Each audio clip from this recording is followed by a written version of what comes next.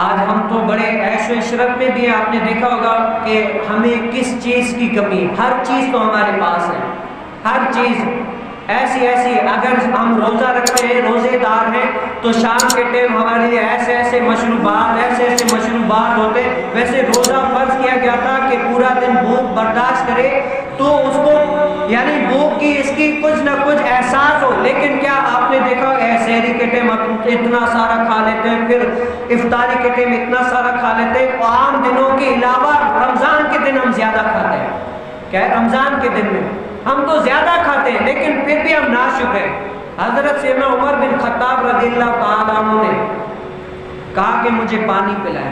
کیا ہے؟ مجھے پانی پلائے. تو حضرت سیدنا عمر بن خطاب کو کیا کسی نے شہد لا کر دیا. اے امیر المومنین، آپ شہد پئیں. کیا ہے؟ آپ شہد پئیں، آپ پانی نہیں شہد پئیں.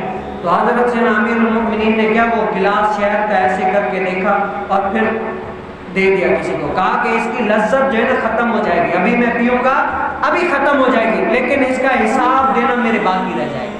قیامت کے دن یہ بھی تو مجھ سے پوچھا جائے گا نا کہ تم نے شہد پی، تمہارے جو پڑوس میں اتنے سارے رہتے تھے رعایا میں، انہوں نے پی یا نہیں پی؟ میں نے تو پی لی، حساب اس کا مجھ سے ہوگا، لیکن یہ لذت ختم ہو جائے گی. میں شہد نہیں پیوں گا، مجھے پانی لا کر. ایسے بڑے حکمران ہو کر بھی وہ شہد کو دور کر دے، پانی پی. ہم تو کتنی ساری مشروبات پیتے ہیں. رمضان آ گیا ہمارے لیے، رب تعالیٰ نے پہلے دروازے رحمت کے کھول دیے. جو تنگ دست ہوتا ہے اس کے بھی دروازے رحمت کے کھل جاتے ہیں.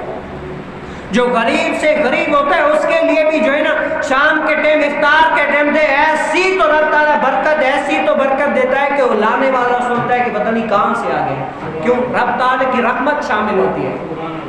ہاں، تو یہ رب تعالیٰ کی